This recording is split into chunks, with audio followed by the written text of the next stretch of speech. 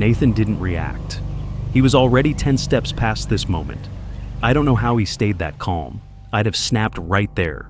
Not when her finger jabbed his chest. Not when her voice cracked across the water.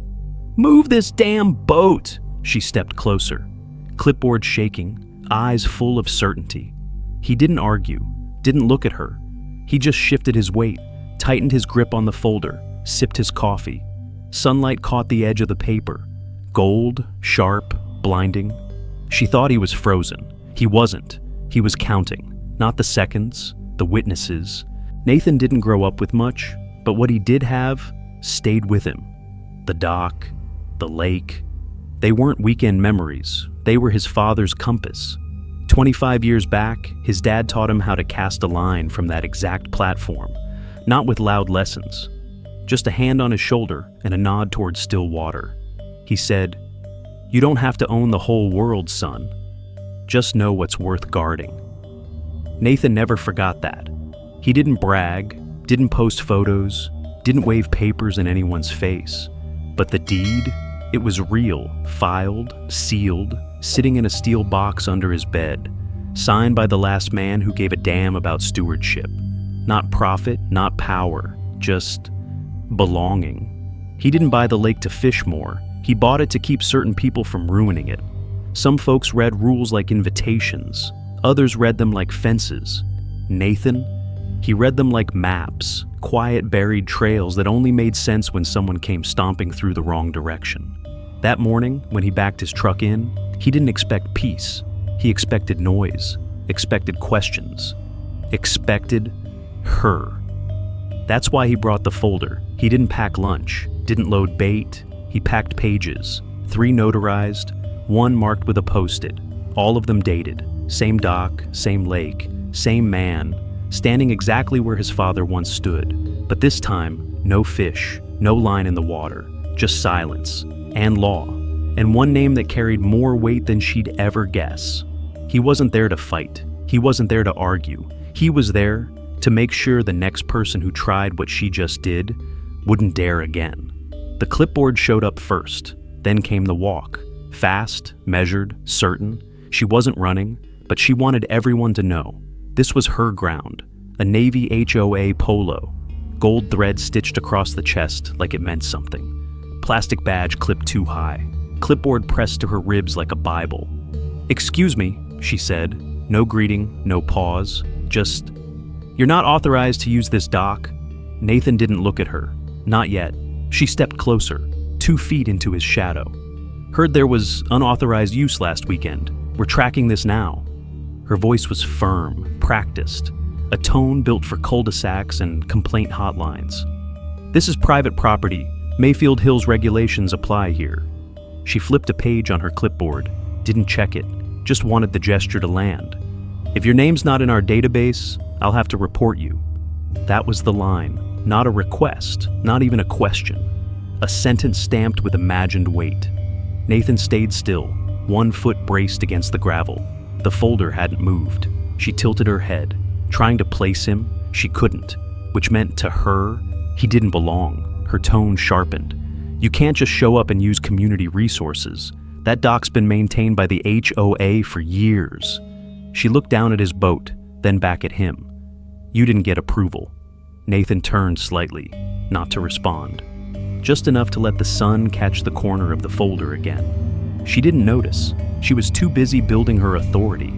Rule by tone, order by volume. Her badge, plastic, her tone, concrete, and still, she had no idea.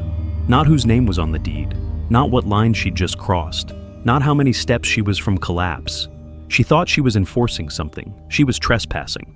It wasn't hers. It never was. And Nathan still hadn't said a word, because the longer she talked, the clearer the trap became. Some moments don't need shouting to feel wrong. We've all been there. Watching someone push too far, knowing we couldn't let it slide. If stories like this remind you why calm minds still win, you're welcome to stay. Subscribe and share your thoughts below. Nathan didn't answer. He turned, walked back to his truck. No words, no glance, just dust under his boots and the quiet sound of restraint. She thought she'd won. like she just chased off a stray. The next morning, 2 HOA flags showed up, bright red, staked into the gravel on both sides of the dock. A third one leaned against the boat trailer, flapping like it belonged there, taped to his boat. A typed notice: unauthorized vessel, subject to removal within 24 hours. Signed, HOA Compliance Committee. Nathan read it once, folded it, set it on his passenger seat, then printed a second copy. Same layout, same font, slid it into a manila envelope. He didn't call anyone, didn't knock on a neighbor's door, didn't start a thread in the community forum. He just wrote one line on a yellow note. Please confirm whether HOA claims extend beyond subdivision lines as of 1984 zoning. Then addressed it. Greene County Registrar's Office. He drove into town, waited in line like everyone else, dropped the envelope in the outgoing mail slot. No one saw, no one heard, but something had shifted. Nathan wasn't arguing, he was building record, because records don't yell, they wait, and when the time's right, they don't knock, they file. Back at the lake, the flags kept fluttering, bold, wrong, permanent, in the way only false confidence ever is. And the woman with the clipboard? She passed by twice that afternoon, didn't speak, just made sure her little red army was still in place. Nathan didn't move the boat, didn't pull the flags. He simply sat on the tailgate with a cup of coffee, watching the shoreline, still, measuring, counting, because his father once told him, the ones who build the tallest ladders without asking are the first to fall when the ground shifts. And Nathan? He had just moved the ground. The next strike didn't come from Nathan, it came from their inbox. Subject line: Community Access Abuse. Sent by the HOA Board. BCC'd to over 60 residents. Attached was a blurry photo. Nathan's boat, moored exactly where it had always been. Caption: Example of unauthorized usage, pending removal. No names, no context. Just a quiet attempt to shape the narrative. Nathan didn't reply. He didn't need to. He forwarded the email to the county clerk, then added 5 more names to the thread. Neighbors, long-timers, one of them, Carl Gibbons. Carl replied in less than 10 minutes. Funny, that boat's older than most houses here. Someone else chimed in. Didn't his father used to own part of this land? Then silence. One long pause. Then ping from Nathan. No greeting, no subject line, just one attachment. Zoning map, 1984. Digitally scanned, highlighted, stamped, signed. No explanation, no caption, no defense. He didn't shift the blame, he didn't call out names, he just moved the conversation into daylight. Suddenly, the HOA email wasn't a warning, it was a question, and the answers weren't helping them. 2 more neighbors replied. One asked when the zoning changed, another asked why the HOA didn't mention any of this in the last meeting. That evening, someone pulled their flag from the dock.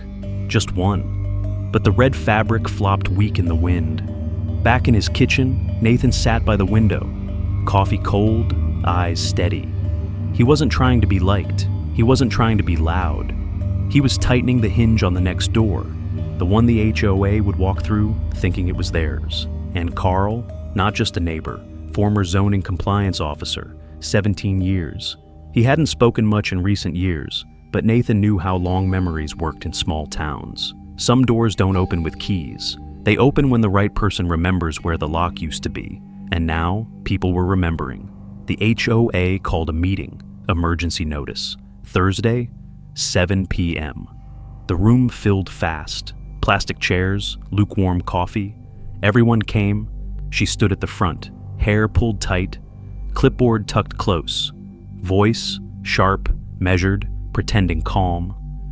This individual, she began, has repeatedly violated access regulations. He is not on the community list. He was never approved. Murmurs, nods, a few arms crossed. Nathan, second row, left side, coffee in one hand, folder in the other.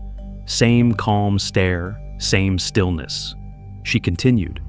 He's never filed for permitted access, and according to registry, he holds no active property tie to the lake. That was it. The line he waited for. Nathan stood, didn't look at her, didn't raise his voice.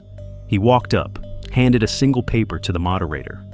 Item 3B, subsection 12, ratified May 2009. The moderator blinked, read it once, then again. She leaned forward, brows narrowing. The words hit first, then the memory.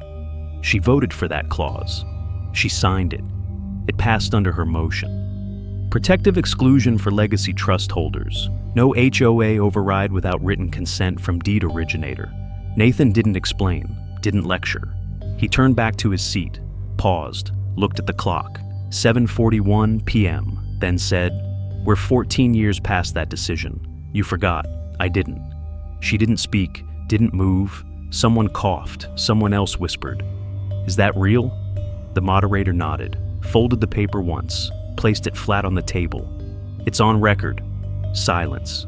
Total. The kind you feel in your spine. One man stood up, walked out. Two more followed. Her clipboard still in hand, but hands now shaking. She'd built her argument on registry lines, on lists she curated, but forgot the clause carved beneath them. Her own words, her own vote, public record. Nathan sat back, didn't smile, didn't gloat.